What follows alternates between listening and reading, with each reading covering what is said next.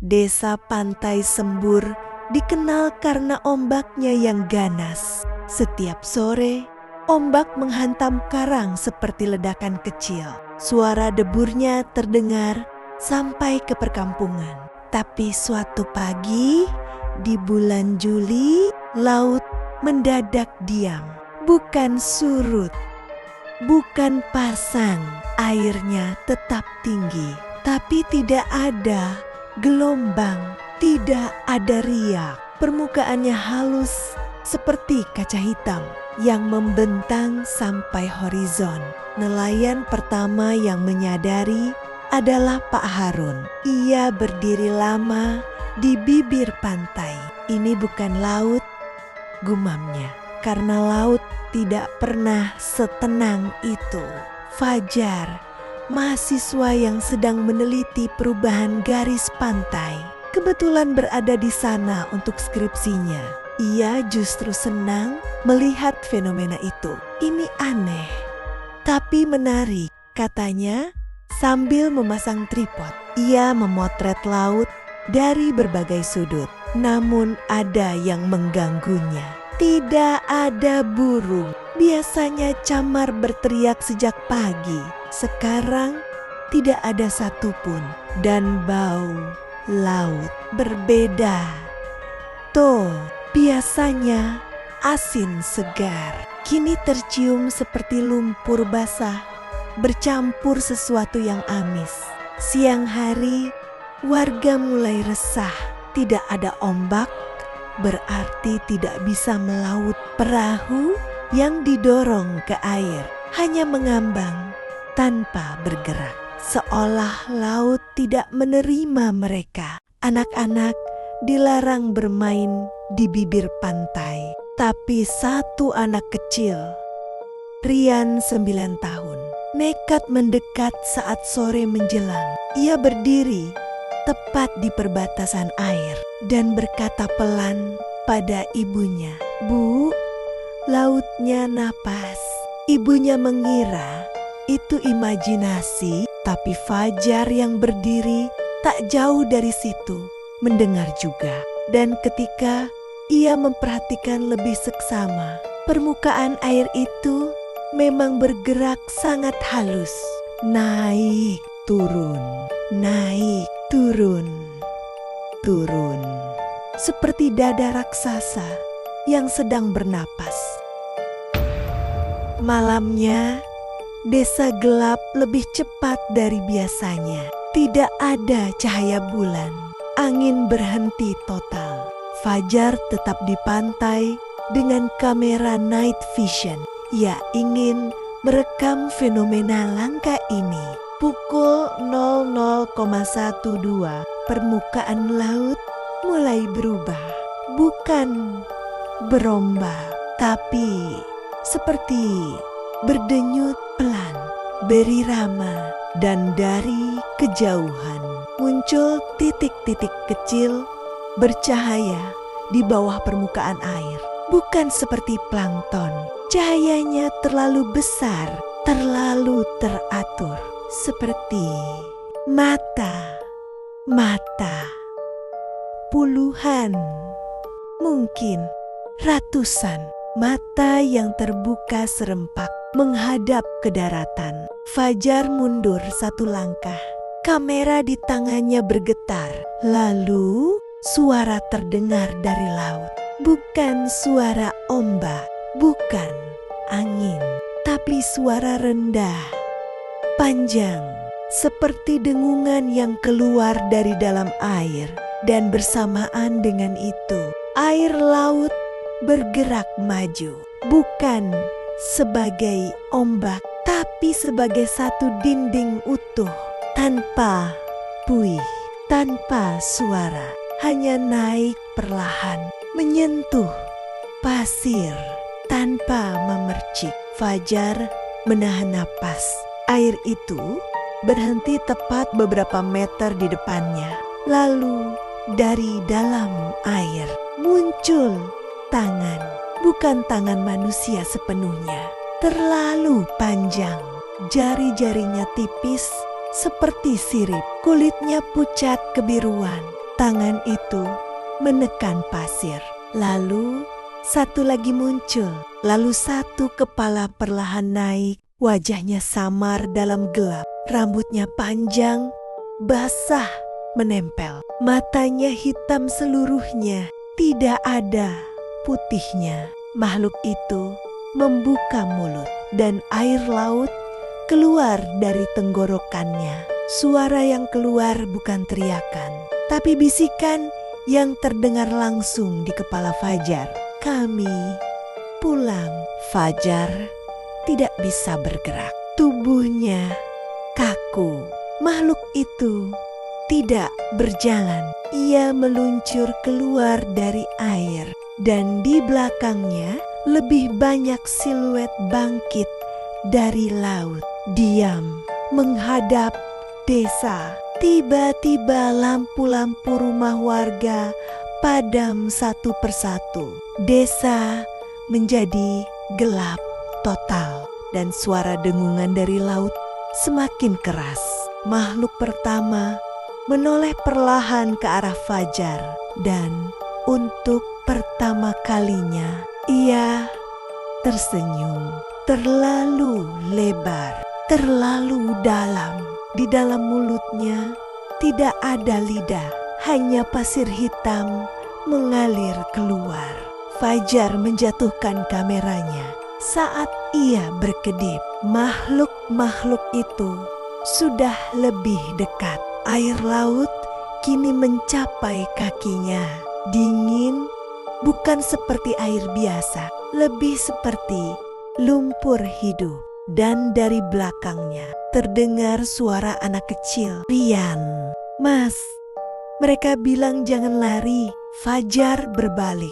Rian berdiri tepat di belakangnya. Matanya kosong, kulitnya basah. Padahal ia tidak masuk ke laut. Rian menunjuk ke air. Mereka bilang, dulu kita ambil terlalu banyak, air mulai naik lebih cepat sekarang. Tapi tetap tanpa gelombang, tanpa suara, seperti laut sedang memeluk daratan. Dan sebelum Fajar bisa bergerak, sesuatu menarik pergelangan kakinya dari dalam air.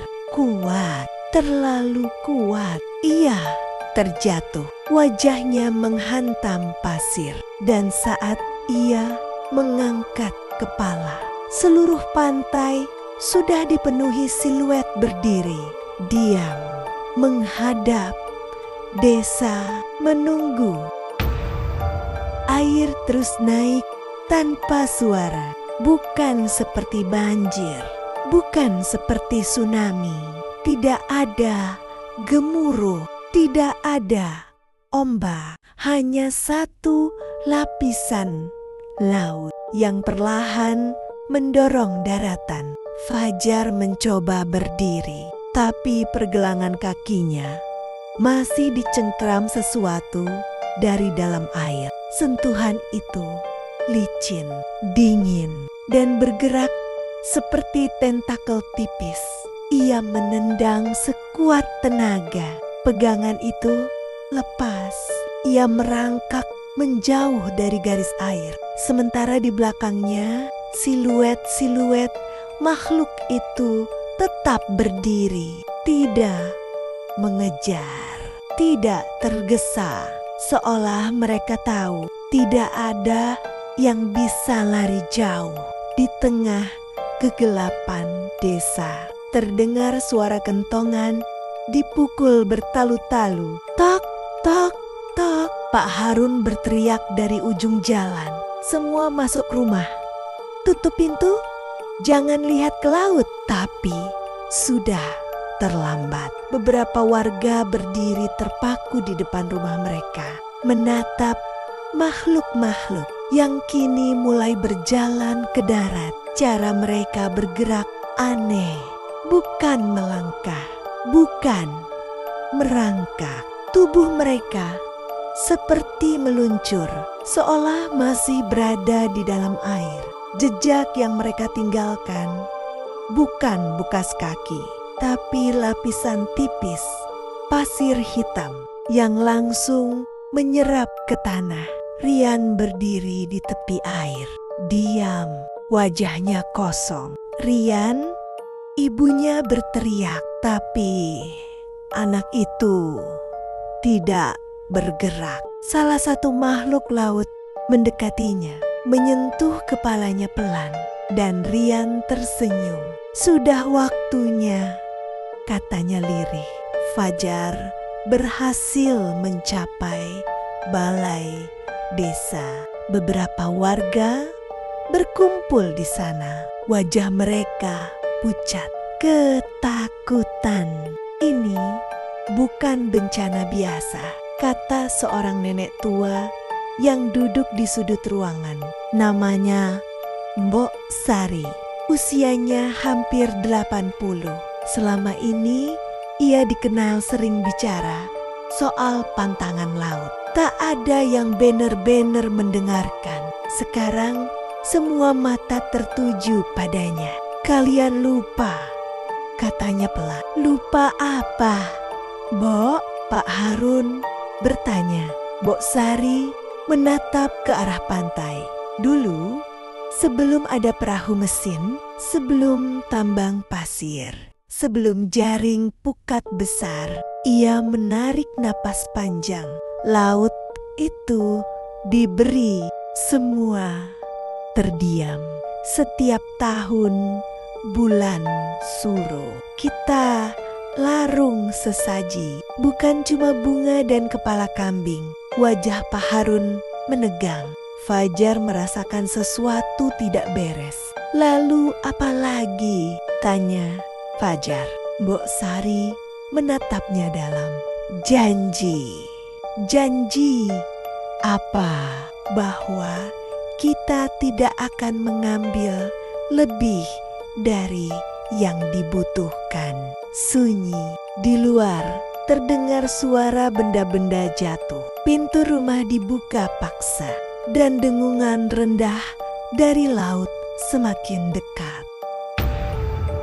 20 tahun lalu, Mbok Sari melanjutkan. Ada perusahaan datang. Mereka keruk pasir. Mereka ambil karang. Mereka tangkap ikan dengan bom. Dan kalian diam.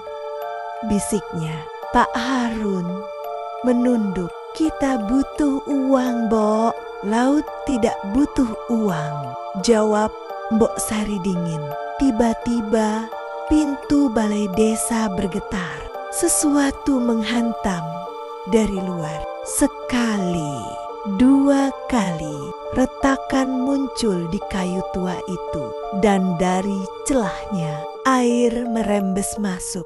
Hitam, kental, tidak seperti air laut biasa. Bau amis bercampur lumpur. Fajar menelan ludah. Kalau ini karena kita melanggar, bisa dihentikan? Mbok Sari menutup mata. Perjanjian bisa diperbaiki. Bagaimana caranya? Dikembalikan. Di luar, makhluk-makhluk laut mulai menyebar ke rumah-rumah. Tidak menyerang, tidak membunuh. Mereka hanya menyentuh dinding.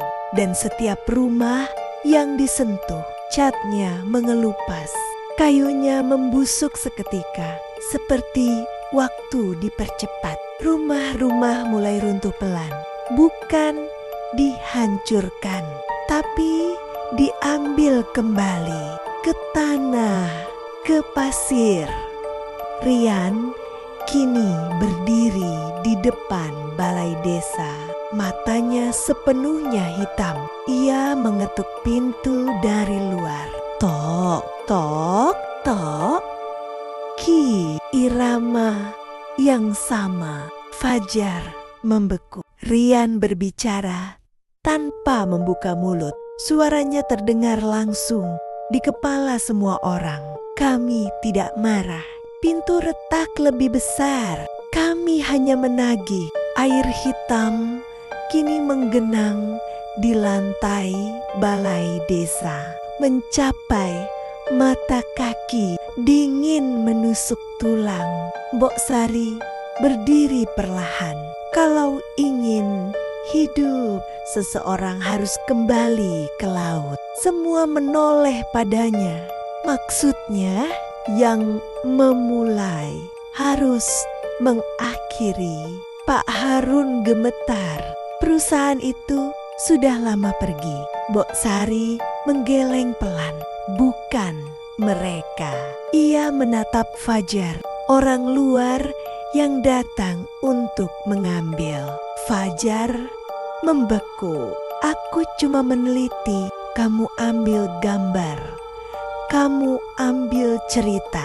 Kamu ambil dinding balai desa jebol. Makhluk-makhluk laut berdiri di ambang pintu, diam menunggu. Dan salah satu dari mereka yang pertama keluar dari air tadi melangkah masuk, menatap Fajar. Matanya kosong, namun Fajar bisa merasakan sesuatu di dalamnya. Bukan kebencian, bukan amarah, tapi tuntutan. Dikembalikan. Suara itu bergema di kepalanya.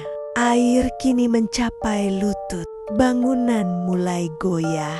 Di luar, desa perlahan tenggelam dalam keheningan hitam. Mbok Sari berbisik, kalau tidak ada yang kembali, laut akan ambil semuanya. Makhluk itu mengulurkan tangannya pada Fajar. Panjang, pucat, menunggu.